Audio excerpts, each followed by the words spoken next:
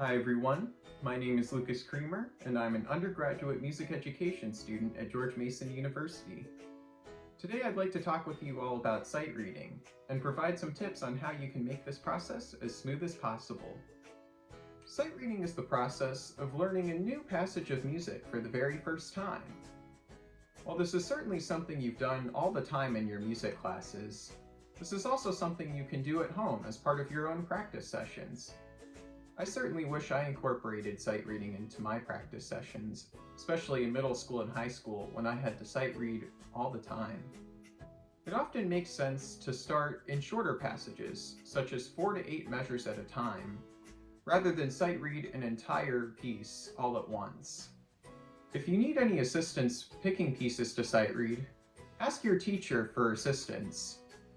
Now I'd like to show you an example of me sight reading a piece and going through that process.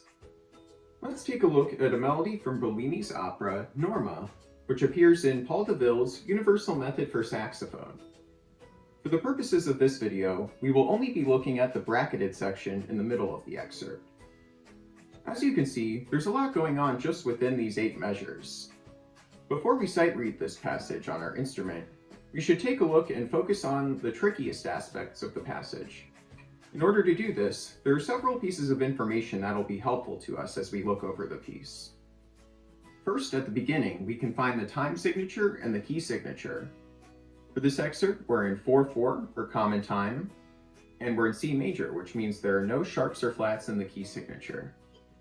However, there are some accidentals that appear in the excerpt. For instance, we see an E flat at the beginning of measure 3, and we see an F sharp in measure 4 as well. You may want to practice the fingerings for those measures so that you can get a feeling of how those accidentals fit into the melody overall.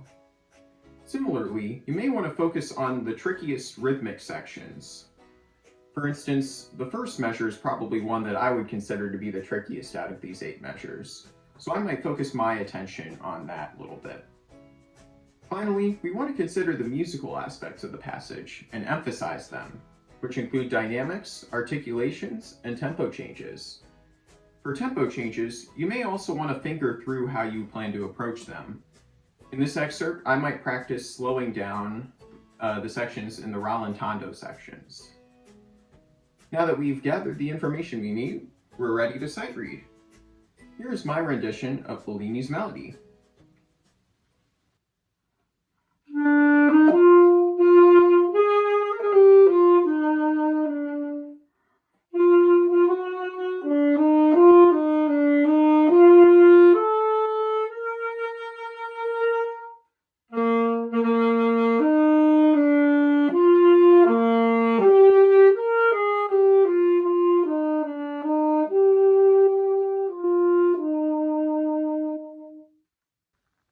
While everything I've mentioned so far is super important, tone quality and tempo should not be sacrificed as you sight read. It is essential that you maintain a strong tone quality that represents you as a musician, and maintain comfortable speeds so that you don't get lost in the music.